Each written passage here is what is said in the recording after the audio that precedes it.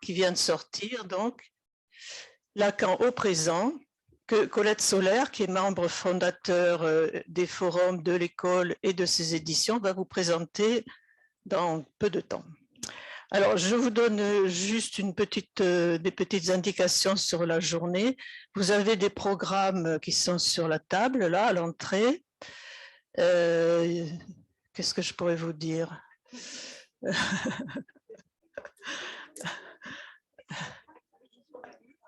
Hein? Ah oui, il y a des tables avec tous les livres, mais ça, tout le monde a déjà vu. On s'arrête, on fait une pause entre midi et demi, midi, 1h moins le quart et 2h30. Et à la fin de la journée, nous vous convions à un pot. J'ai mis des feuilles pour ceux qui ne sauraient pas trop où c'est. Le pot sera au local, donc 118 rue d'Assas. J'ai mis une indication pour arriver au pot. Vous êtes tous évidemment conviés pour continuer. Ah, ça ne s'appelle pas un pot. Bon, voilà. Alors, c'est la première grande occasion, à vrai dire, qu'on a de se retrouver après plus d'une année et demie d'isolement, durant lequel la lecture a été d'un grand secours pour beaucoup d'entre nous. Et pour continuer, donc, il y a au fond de la salle les tables sur lesquelles vous trouverez de quoi continuer avec l'ensemble des publications des éditions nouvelles, dont bien sûr tous les livres dont il va être parlé toute la journée. Alors, je passe maintenant tout de suite la parole à Colette Solaire, qui va présenter le livre qui nous rassemble ce matin, puisque toute la matinée est autour de Lacan au présent, et qui va présenter aussi les contributeurs étrangers à ce livre, dans ce livre. Chers collègues, micro. Oh. Je répète pas, chers tous.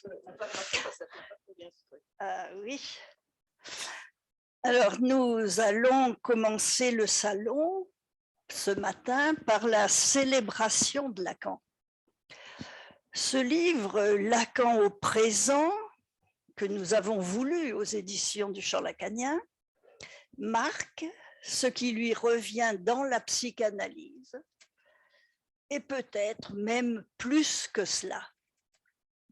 Il marque aussi que 40 ans après sa mort, il y en a qui le suivent encore. Nous ne sommes pas les seuls à le suivre.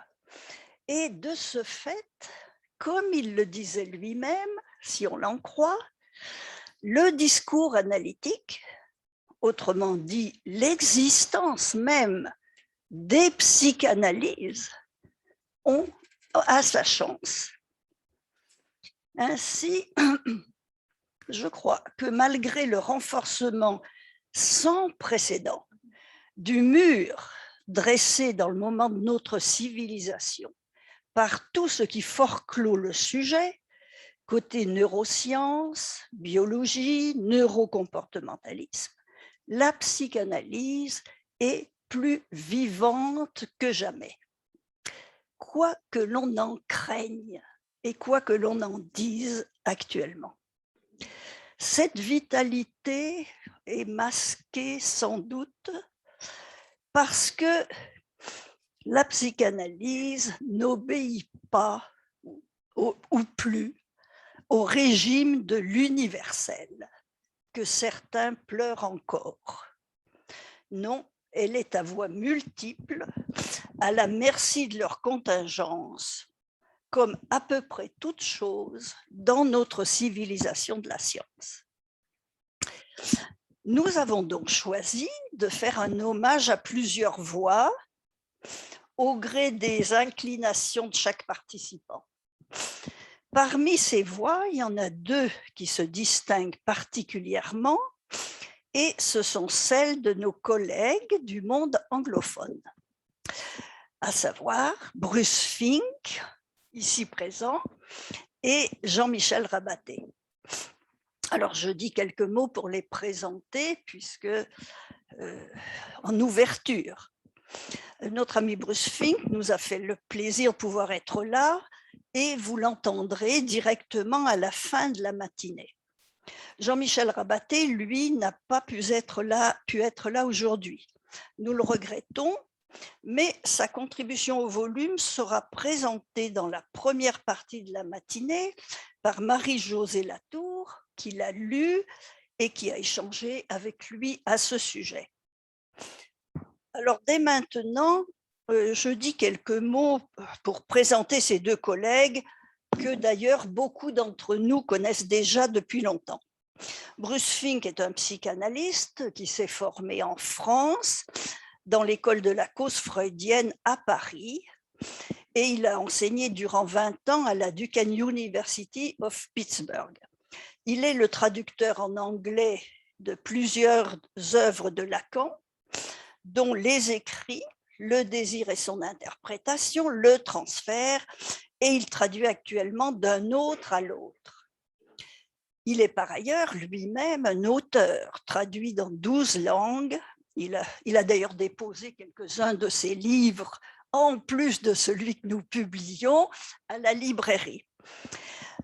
Il a publié entre autres une introduction clinique à Freud, plusieurs ouvrages sur Lacan, le sujet lacanien, introduction clinique à la psychanalyse lacanienne et d'autres encore jusqu'à Lacan sur l'amour. Il est par ailleurs membre du conseil d'administration du Centre psychanalytique de Pittsburgh.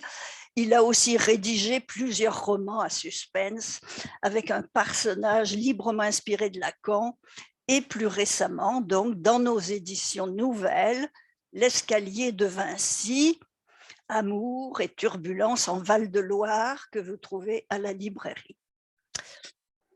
Enfin, pour ajouter une note personnelle, si Bruce me permet, il a aussi, à l'époque de l'ECF, contribué à une entreprise plus modeste, à savoir mon apprentissage de l'anglais.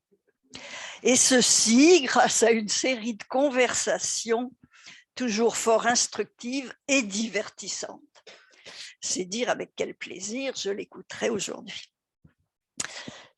Jean-Michel Rabaté, lui, n'est pas non plus un inconnu pour nous, puisque depuis le séminaire anglophone, nous avions organisé sur plusieurs années et à l'occasion duquel nous avons eu de nombreux échanges, notamment autour de l'œuvre de James Joyce.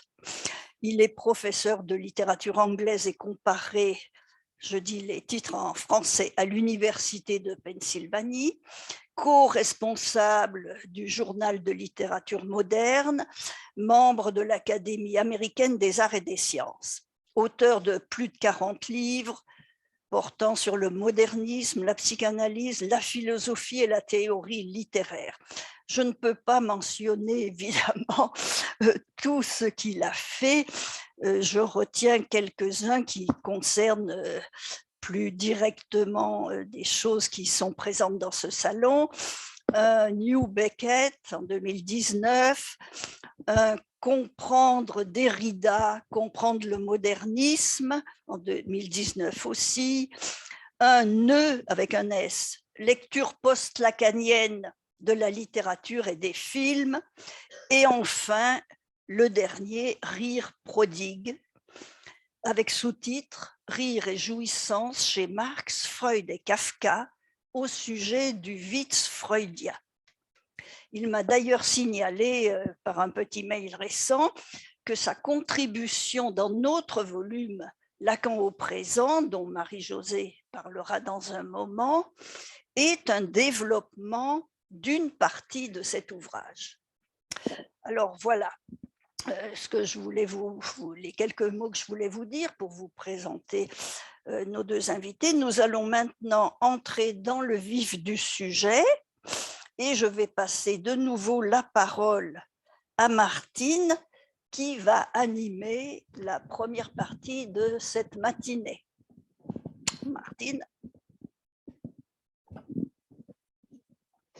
Alors, donc cette matinée va se dérouler sous forme de dialogue tournant entre les auteurs qui sont pour la première séquence des analystes membres de l'école. Donc je cite, et d'ailleurs vous pouvez venir vous installer, alors c'est un peu il faudra inventer. Hein. Mais venez quand même vous installer sur la scène. Frédéric Pellion, Patrick Barillot, qui est déjà là, tous les deux analystes à Paris, Nicole Bousserou, qui est analyste à Toulouse, Marie-Josée Latour, qui donc va va faire exister Jean-Michel Rabaté. Si, vous allez voir. Et nous avons deux invités, Agnès Metton, qui est la directrice de l'EPFCL et présidente. Je me trompe tout le temps. Alors, vous n'avez rien entendu, elle est présidente de l'EPFCL. Et Anaïs Franz, où elle est Anaïs, voilà, qui est docteur. Alors Anaïs, j'ai réduit votre curriculum vitae qui est quand même immense. Elle est docteure en littérature et civilisation française. Elle enseigne dans les universités américaines de Paris et elle travaille, si j'ai bien compris, c'est un peu sa passion, au groupe Violette Leduc de l'Institut des textes et manuscrits modernes. Elle est auteure, elle a contribué à plusieurs ouvrages et elle a contribué, donc beaucoup d'entre vous l'ont, au mensuel de février 2021 en écho au livre de Marie-Josée Latour, Lire ce qui ne cesse pas de s'écrire.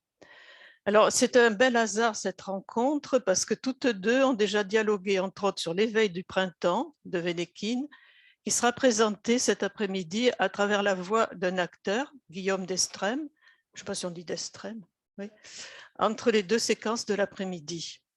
Et je vous signale aussi que Colette Solaire a écrit un opuscule, pas si petit que ça, de commentaires de la préface de Lacan à l'éveil du printemps. Et évidemment, il est là-bas. Alors, nous conclurons ce premier temps de toute la matinée avec l'inspecteur Canal. Vous verrez, il va être très présent. Alors, je remercie tous les invités, je remercie les auteurs, les auteureux, les participants et participantes pour leur présence généreuse. Et je passe la parole au premier duo. Alors, c'est un peu compliqué à cause qu'on n'a pas de micro-baladeur, il n'y a que cela. Je ne sais pas comment vous allez... Où est-ce qu'il est, Frédéric? Le premier duo, c'est Frédéric et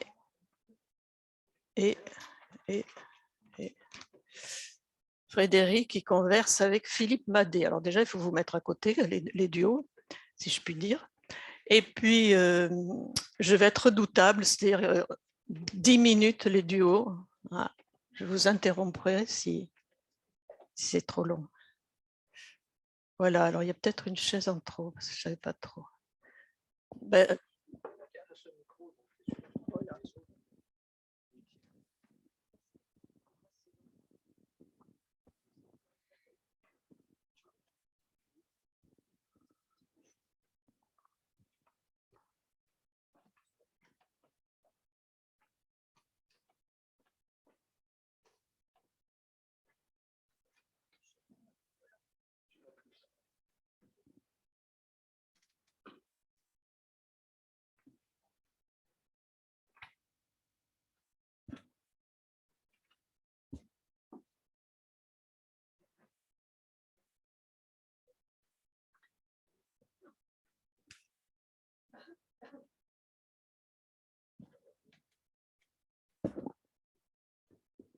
Donc Martine, je commence?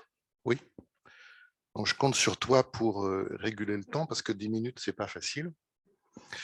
Voilà, j'ai ce plaisir de commencer pour parler de l'article que j'ai écrit qui a pour titre Lacan, une écriture.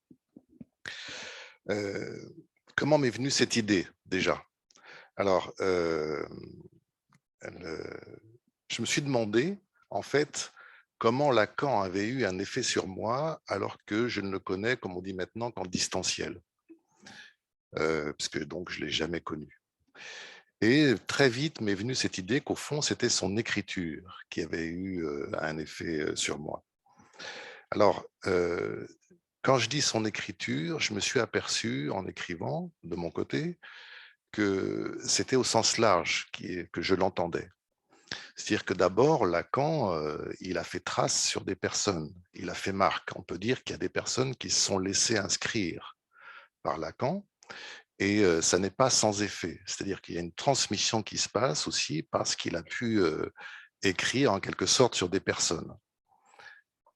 Son écriture, je dirais aussi que bien sûr, c'est le fait d'écrire, ce sont les écrits qu'il a publiés. Mais j'y inclus aussi son oral, en fait, dans son écriture. Alors, je m'expliquerai un petit peu pourquoi. Pourquoi aussi j'ai donné ce titre, une escriture? Parce que je me suis demandé, au fond, comment qualifier, comment nommer cette écriture qui était si singulière. Et en utilisant ce signifiant escriture, en fait, je n'ai pas inventé grand-chose. J'ai refait ce que lui-même, d'ailleurs, avait fait, par exemple, avec le mot symptôme et l'utilisation du mot symptôme, qui est une ancienne graphie. Escriture, c'est donc une ancienne graphie du mot écriture. Mais ce qui m'intéressait dans le son du signifiant, c'était le S. Le S du singulier, surtout, le S du sujet lacan, de la particularité de cette écriture, et on pourrait dire la particularité de cette langue qui est, quand on l'aborde, en tout cas pour moi, c'était comme ça, comme une langue étrangère, en fait. Juste une petite anecdote, en quelque sorte, que je n'ai pas mis dans l'article. Je me suis dit aussi, mais en fait, il y a évidemment le contenu, il y a sa manière d'écrire, mais il y a aussi quelque chose dans...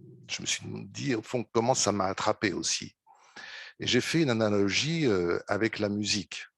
Je suis sensible à la musique, je ne suis pas musicien, mais je suis sensible à la musique et au jazz. Et je me suis dit que, au fond, quand un musicien joue une partition de musique classique, il doit jouer exactement la partition du compositeur. Certes, il va interpréter, il ne va pas interpréter au sens de l'interprétation comme nous on l'entend, mais il va interpréter, il va émettre de lui-même et ça va donner quelque chose de singulier. Dans le jazz, il y a toujours de l'improvisation. Et un musicien qui aura joué sur un thème, sur une structure hier, qui va improviser, s'il rejoue ce soir, il ne va pas jouer la même chose. Et au fond, il y a un truc un peu comme ça aussi dans l'écriture de Lacan, que je pourrais dire en partie, évidemment, ce n'est pas seulement ça, mais une écriture jazz. Il y a toujours quelque chose à partir d'une structure qui est la psychanalyse, qui est le travail de Freud sur lequel il est revenu très longtemps, il a inventé. Alors, j'essaie d'aller vite. Donc, cette écriture, sinon, ce S, qu'est-ce qu'elle a de si singulier? En tout cas, qu'est-ce qu'elle a eu de si singulier pour moi? En fait, la première chose qu'elle a de singulier, c'est qu'on ne la comprend pas. Alors ça, c'est quand même très particulier, on ne la comprend pas et pourtant, ça peut accrocher. Il y a une citation d'un monsieur, je ne sais pas si vous le connaissez, un économiste qui s'appelle Alan Greenspan, qui a eu un jour cette formule: si vous m'avez compris, c'est que je me suis mal exprimé. Et en fait, je ne vais pas faire dire quelque chose à Lacan qu'il n'a pas dit, évidemment, faut peut-être qu'il l'a dit, mais en tout cas, je pense qu'il aurait tout à fait pu dire ça. Si vous m'avez compris, c'est que je me suis mal exprimé. Donc, c'est une écriture qui est contre-intuitive. Et c'est ça aussi qui fait que ça attrape. Ça ne marche pas pour tout le monde, hein, mais donc ça peut attraper. Et donc, il y a quelque chose qui fait que du fait que c'est contre-intuitif, qu'on ne comprend pas, il y a une idée qu'on ne s'y retrouve pas. J'ai entendu il y a quelque temps quelqu'un dire, par exemple, de la littérature, ou après avoir lu un livre, je l'ai beaucoup aimé parce que je m'y suis retrouvé. Et justement, Lacan, on ne s'y retrouve pas. Par contre, on peut trouver, on peut chercher. Et c'est ça aussi qui est très singulier, c'est que ça met au travail. En fait, ce qui est très fort, je trouve, c'est que ce n'est pas seulement sa langue qu'il transmet, c'est qu'il invite à explorer sa propre langue. C'est-à-dire que quand on le lit, en tout cas moi, quand je l'ai lu, il y a un moment donné, je me suis dit, eh bien, on peut peut-être dire les choses autrement. C'est-à-dire que longtemps, moi, je pense que j'ai essayé de dire les choses correctement. Alors, on peut les dire correctement, mais il y a un moment donné, on peut les dire autrement. Et c'est aussi cet effet-là que ça a eu. Juste pour parler rapidement de l'oral, parce qu'il faut que je m'arrête, il faut que je passe la parole. Alors, je dis juste un tout petit mot sur l'oral. D'accord, ok. Ok. En fait, quand je dis l'oral, c'est une écriture, c'est qu'en fait, je pense que Lacan, en fait, quand il parlait dans ses séminaires qui donc ont été transcrits, il s'intéressait beaucoup plus à l'oreille qu'à la bouche. C'est-à-dire que si on parle, je schématise avec la bouche, au fond, on s'écoute. Si on parle en étant préoccupé par l'oreille, on a la préoccupation de celui qui va entendre ou qui va lire. Et c'est là que ça fait écriture. Bon, je passe la parole. Bon, ben merci. Merci Philippe. Tu m'as mâché la tâche en quelque sorte, mais je voulais quand même, je vais commencer.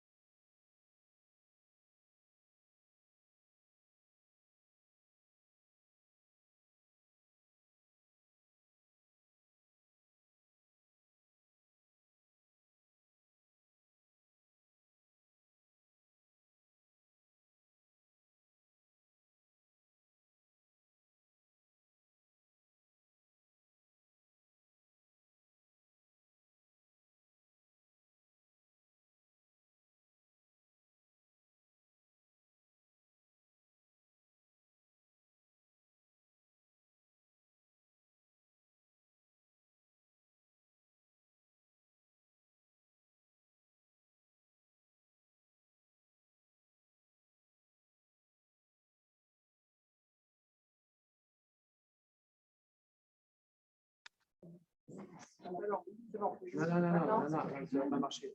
S'il n'était pas ouvert. Ça marche là? Est-ce que les zoomers, vous avez du son?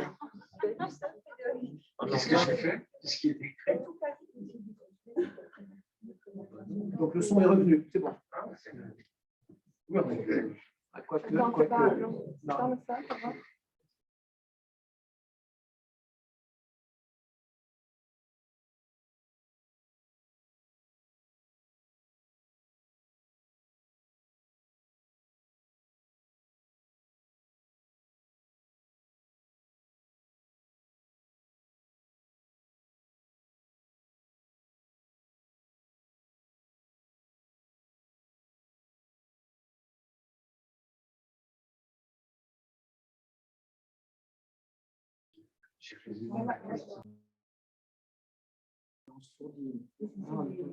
Et maintenant?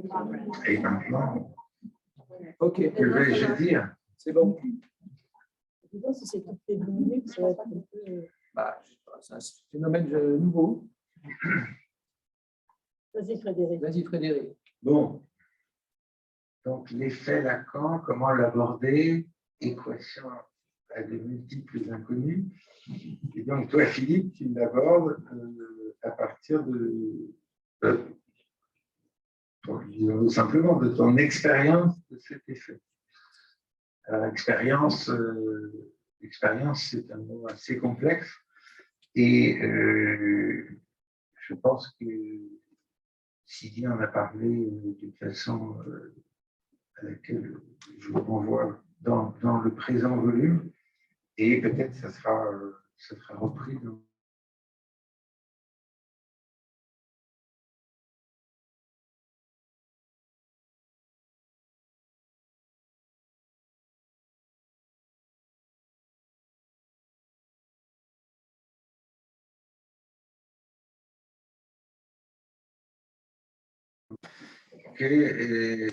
ce qu'on appelle l'effet Lacan, cet effet Lacan est en somme pour toi un effet sujet. Et un effet sujet, au sens exact, précis, que Lacan donne au fil des années à ce terme de sujet. Et c'est cet effet Lacan qui est aussi un effet sujet au travers de ton expérience de cet effet que tu désignes avec ce néologisme, comme tu le disais tout à l'heure, qui n'en est pas un, qui est une reprise d'un terme médiéval. Et ces termes d'écriture, c'est ce que tu proposes pour rendre compte du fait que cet effet, Lacan en sujet, peut se produire pleinement, et ça je pense que pleinement c'est important, même en dehors de la présence matérielle de l'homme Lacan, où il y a des traces mnésiques de cette présence. Du coup, cette contribution qui a l'air d'être une expérience est aussi une façon de traiter une question assez cruciale, là où nous en sommes aujourd'hui, du temps après Lacan. Mais j'aimerais, si on a le temps, que tu dises éventuellement 3 mots sur une chose qui me paraît un corollaire implicite à ta thèse. Bon, il m'a semblé que tu considérais que le sujet divisé par l'effet de l'écriture de Lacan, donc le sujet victime, en quelque sorte, pour prendre un mot à la mode de l'effet Lacan, est qualitativement différent du sujet d'avant cet effet. Donc, tu dis allusivement deux mots te concernant, sujet de l'ennui, du mécontentement, alors même que, avant de rencontrer Lacan, je présume que tu étais déjà un sujet. D'où ma petite question, à quoi tient selon toi cette différence de division, en fait. Comme si le même sujet, toi en l'occurrence, se retrouvait du jour au lendemain divisé autrement. Une minute. Alors. Ça, c'est de la division. Hein. Ok, ouais. Alors, je dirais que je ne suis pas sûr qu'il y ait une différence de division, en fait. On est divisé, c'est un fait. Analyse ou pas, lecteur de Lacan ou pas, on reste divisé. Il y a, par contre, une autre manière de l'approcher. En fait. C'est-à-dire qu'on en prend la mesure, c'est une expérience différente.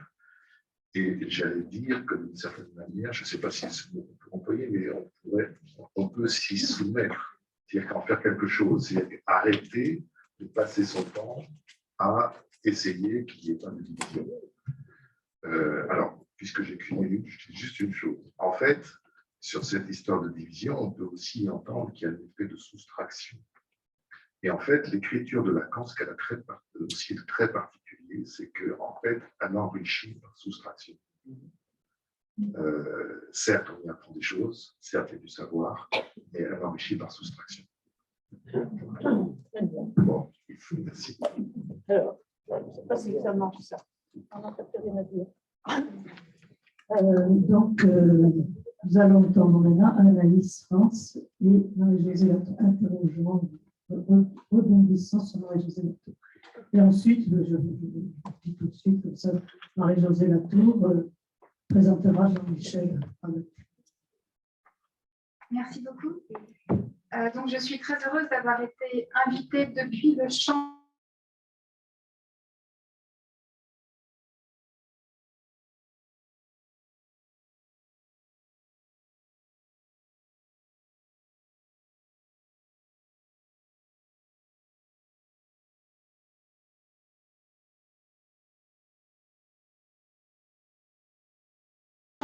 lorsqu'on y accède. Donc, ce texte propose une réflexion profonde sur l'acte de lecture. La lecture, nous dit Marie-Josée, serait première.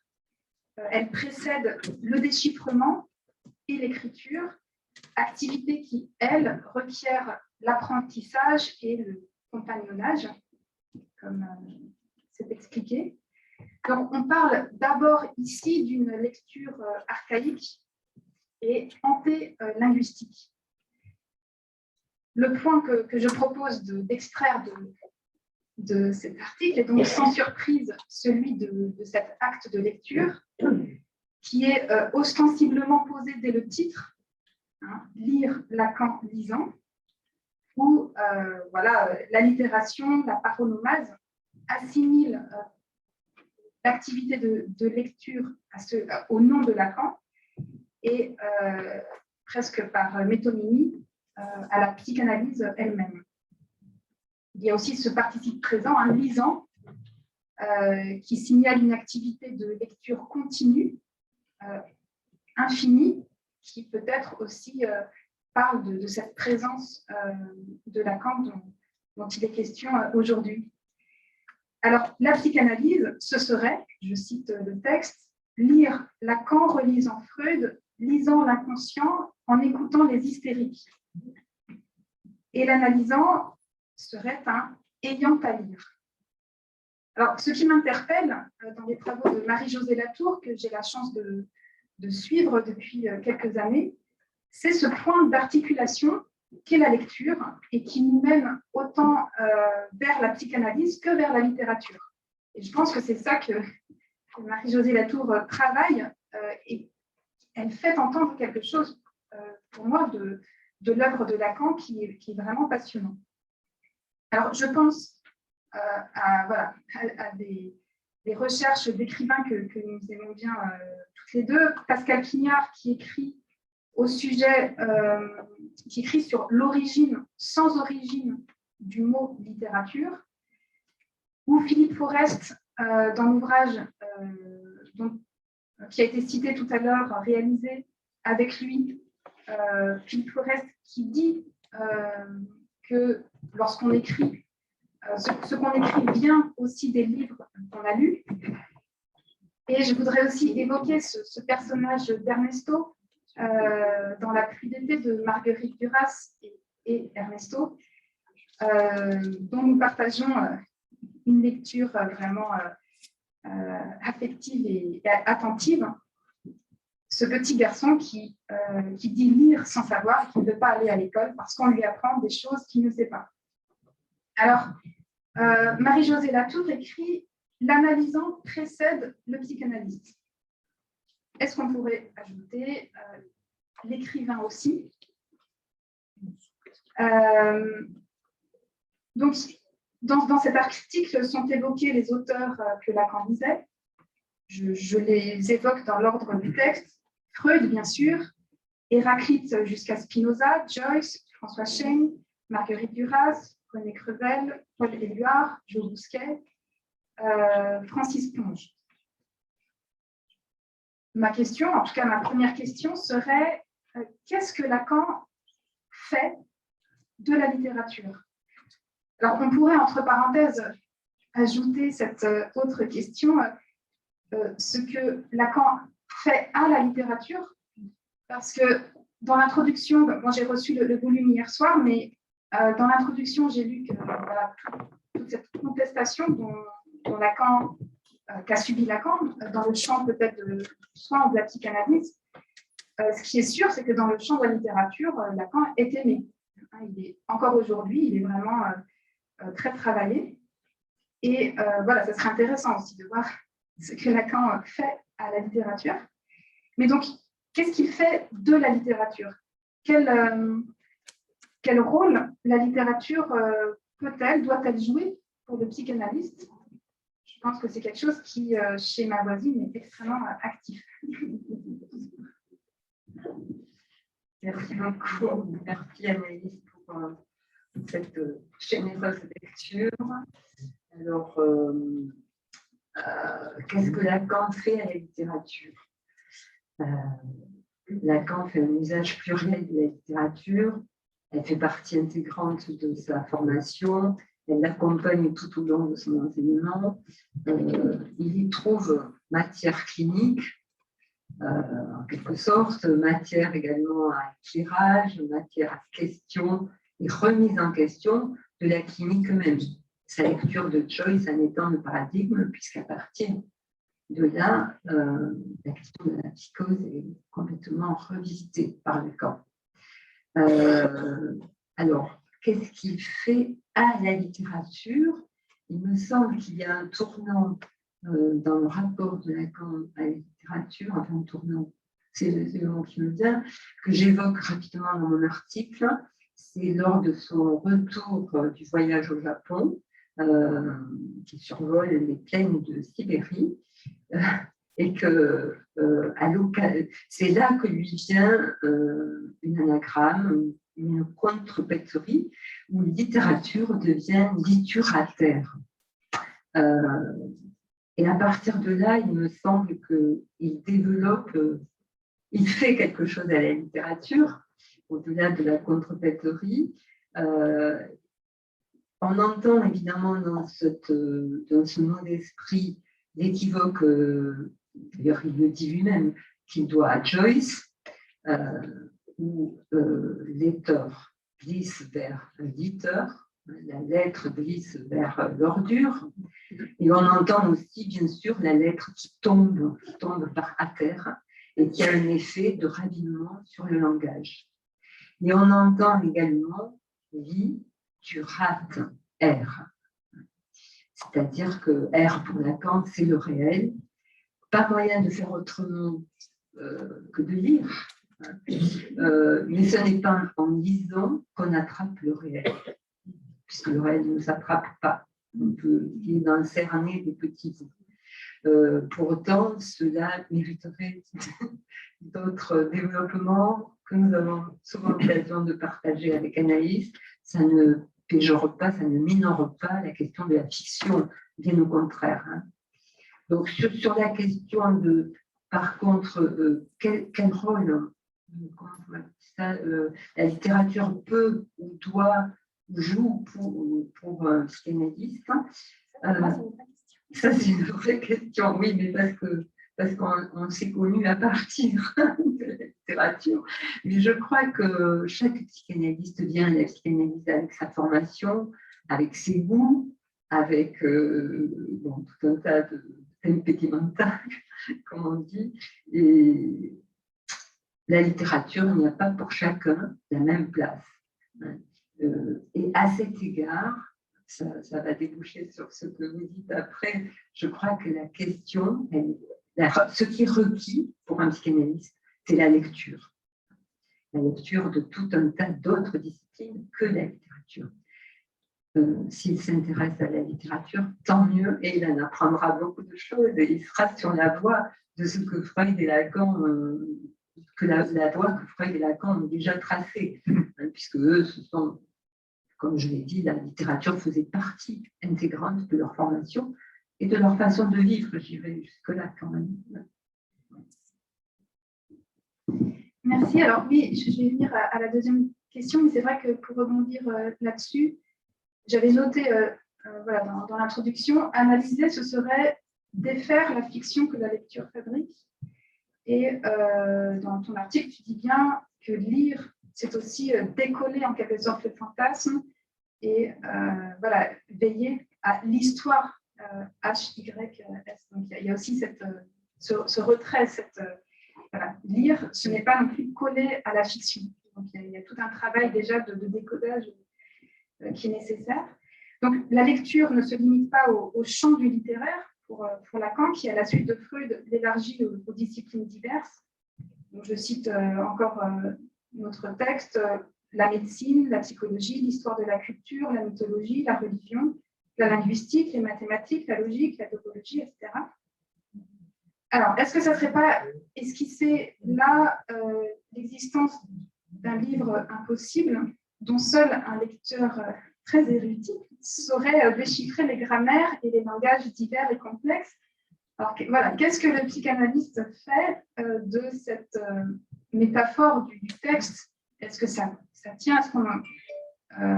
nous, on lisait beaucoup, on était assez fascinés par le bloc magique de Freud. Est-ce que, où est-ce qu'on en est là? Comment on se débrouille avec ce texte-là? Et est-ce qu'il y a texte? C'est bon? Vite. Alors, vite. Il me semble que ce n'est pas tellement le livre qui est impossible que la psychanalyse elle-même. C'est-à-dire que Freud avait mis trois métiers impossibles, analysés, éduqués, gouvernés. Et il me semble que ce n'est pas tant une question d'érudition que de désir de s'expliquer avec cet impossible. C'est un peu rapide. Bon, mais non, il faut continuer. Bon, oui, c'est bon, passer à...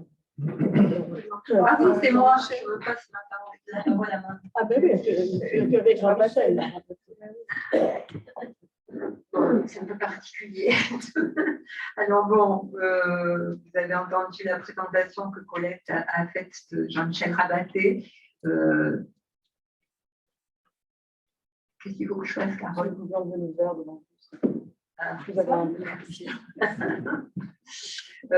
qui est en Pennsylvanie, il est 6 h du matin, je crois, là-bas.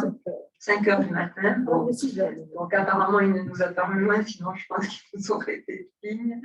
Alors, Lacan familionnaire, c'est donc le titre de l'article de Jean-Michel Rabaté dans l'ouvrage dont nous parlons ce matin. C'est un titre qui en dit long, en seulement 2 mots, et qui nous met le sourire aux lèvres. Mais ne nous trompons pas, cette malice note rien, bien au contraire, à la densité de ses références et à la finesse de leur articulation. Jean-Michel Rabaté relaie la proposition de Lacan d'entrer dans le sujet de l'inconscient par le vice, par le mot d'esprit. Jean-Michel Rabaté donc nous propose d'entrer dans l'œuvre de Lacan par ce même vice et rend ainsi un magnifique hommage au style même de Lacan. Les lecteurs de Freud et de Lacan connaissent le mot d'esprit archétypique qu'Henri Heine prête dans un de ses récits à celui que Lacan nomme sa fiction. La fiction de Heine, Hirsch Jacinthe, un pauvre receveur de loterie qui se vante de se trouver assis à côté de Salomon Rothschild, qui le traite tout à fait d'égal à égal, de façon toute familionnaire. Donc Jean-Michel Rabaté prend dans son article le parti de faire de cette performance fulgurante une affaire de famille qui rassemble une invraisemblable cousinade. Heine, 1797-1856, poète, écrivain allemand, dernier représentant du romantisme, je vais très vite sous contrôle d'Anaïs. Marx, 1818-1883, et Freud, 1856-1939. Il les rassemble donc autour d'une semblable pratique de l'humour familionnaire. Jean-Michel Rabaté, là où Lacan, dans le séminaire Les formations de l'inconscient, insiste pour dégager, puisque c'est dans ce séminaire que Lacan parle beaucoup de ce mot d'esprit, là où il insiste pour dégager les relations structurales entre le mot d'esprit et l'inconscient et nous rompre à la technique du signifiant, Jean-Michel, lui, fait valoir une autre dimension peut-être plus méconnue et qui pourtant oriente Freud dans son analyse du mot d'esprit. Le mot d'esprit est régi par un principe d'économie, principe d'épargne, signalé par Hamlet dans la pièce de Shakespeare. Ainsi, Jean-Michel Rabaté relève la fortune de ce mot d'esprit en y faisant retentir les ressources des lectures de Lacan et de son enseignement, et ce, dès ses premiers écrits, qui portaient justement sur les complexes familiaux en 1938. Nous voilà donc dans une chorégraphie inattendue, composant remarquablement ces 3 termes: famille, marchandise et mot d'esprit. Lisant Lacan, qui a lu Freud, qui a lu Lipps, qui a lu Heine, Rabaté montre comment le premier, Lacan, génie de l'épure, saisit avec cette formule impayable le lien intime entre économie symbolique, capitalisme et mot d'esprit. Jean-Michel Rabaté ne nous épargne rien des difficultés à faire valoir cette étrange économie produisant ce gain de plaisir si cher à Freud. Il met en évidence la logique métonymique du vice, du mot d'esprit, qui conduit Lacan à construire l'analogie entre mot d'esprit et marchandise pour conclure que la déperdition de sens n'interdit pas un but de jouir. La fortune d'une plaisanterie dépend de l'oreille de celui qui l'entend, jamais de la langue de celui qui l'a fait.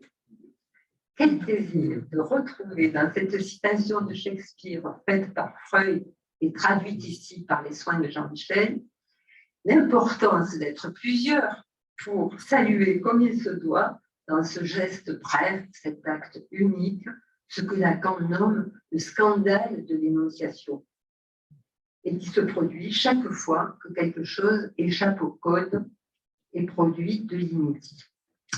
Je proposais à la suite de ça deux questions à Jean-Michel Rabaté. La première portait sur le premier mot, qui est aussi en sorte le dernier de son texte, Lacan, homme de famille. Pour moi, c'était une expression étonnante si on la détache quelque peu de ses liens métonymiques avec le familionnaire. Je ne suis pas certaine, disais-je à Jean-Michel, d'en avoir saisi toute l'ironique portée, d'autant que Jean-Michel remet cela à la fin de son article en prêtant à Lacan et à Joyce une formule qui me reste énigmatique. Famille, je vous rêve et nous nous rêvons avec vous. C'est ce qu'écrit Jean-Michel à la fin de son article. J'aurais tendance, moi, à préférer à ce terme de famille celui d'apparentement que Lacan avance dans le séminaire d'un succès de l'individu, c'est l'amour. La deuxième question portait sur la tâche du psychanalyste que Lacan ramène à la lecture du lapsus, soit à ce qui peut se dire d'une infinité de façons différentes. Ainsi, l'intérêt que Freud et Lacan accordent au trait d'esprit n'est-il pas orienté, lui demandai-je, par son niveau d'élaboration signifiante qui, dans le lapsus, se produit sans qu'aucun sujet ne le sache. Donc, à ça, Jean-Michel Rabaté a bien voulu me répondre après quelques échanges très sympathiques de mails, un texte qu'il a intitulé Lapsus Poeta, ce qui est déjà une réponse. Par respect pour lui, je vais quand même lire le reste, ça aurait été très bref. Donc, je vous dis ce qu'il m'a écrit, ce texte qu'il a écrit. Tout d'abord, je vous dis un grand merci d'avoir lu mon bref essai si justement et profondément. J'ai certes voulu laisser une tournure ironique à cette expression à l'emporte-pièce de Lacan, homme de famille. En effet, même si, comme il le disait plus tard, Lacan fit son entrée dans la psychanalyse avec le statut miroir, on peut dire qu'il l'occupa et la domina en lui donnant un discours cohérent grâce à cet article de 1938 sur les complexes familiaux. L'essai devrait être plus souvent cité et commenté, je partage, car on y trouve une parfaite synthèse des positions de Lacan sur la psychanalyse dans son rapport dialectique aux autres sciences et discours qu'il ajoute. Ainsi, il mentionne, on y revient, par exemple, l'ethnographie, l'histoire, le droit et la sociologie. Il faudra ajouter la philosophie, la mythologie et les religions. Si l'on a tendance à réduire ce texte des contextes familiaux à un Lacan avant Lacan, ou du moins un Lacan préstructuraliste, je voudrais y voir, écrit Jean-Michel, la première synthèse de ces positions théoriques et cliniques qui ne se réduisent pas à un retour à Freud, mais insèrent les thèses freudiennes dans une perspective plus globale. Il montre très clairement en quoi Freud devait se donner une théorie de la famille et en quoi celle-ci oblige à remplacer la notion d'instinct par celle de complexe. Je relis cet accent mis sur la famille à ce que l'on trouve dans le dernier Joyce, celui de Finnegan's Wake, sur lequel je viens de travailler à nouveau. Prochain livre de Jean-Michel Rabaté. Mon livre, Joyce hérétique et prodigue, va paraître au printemps. Joyce réussit à raconter une histoire universelle en prenant comme base une famille irlandaise dont les fonctions lui suffisent pour traverser les scènes de la Bible, la création du monde, l'histoire irlandaise jusqu'à la création du monde. C'est rendu possible par un langage presque inventé, truffé de jeux de mots polyglottes. Ceci nous ramène à ce que vous dites du lapsus. Un des premiers essais que j'avais publié en 1976 sur Finnegan's Wake, s'intitulait Lapsus ex machina. Ça suffit. Il y a un truc. Alors, attends. Oui, c'est compliqué de couper quelqu'un qu'on dit. Bon, alors on va passer à autre chose. Toutes mes excuses à Jean-Michel Rabaté de couper comme ça dans son texte. Le côté machinique de la production de ces lapsus joïciens pourrait inciter à une certaine prudence et aussi mettre à une certaine distance l'image d'Épinal, montrant l'analyste somnolent qui ne sort de sa torpeur que pour crier aussi justement que possible un lapsus, arrêtons là. Pour ma part, j'ai essayé de décrire le jeu avec les signifiants comme une pratique poétique dans mon livre Rire au soleil des affects en littérature, paru en 2019 chez Campagne Primaire. J'insiste sur cette intuition centrale de Lacan que nous ne sommes pas des poètes, mais bien des poèmes. Je vais peut-être arrêter là si. Hein, bon, c'est très bien. Je passe la parole à Agnès.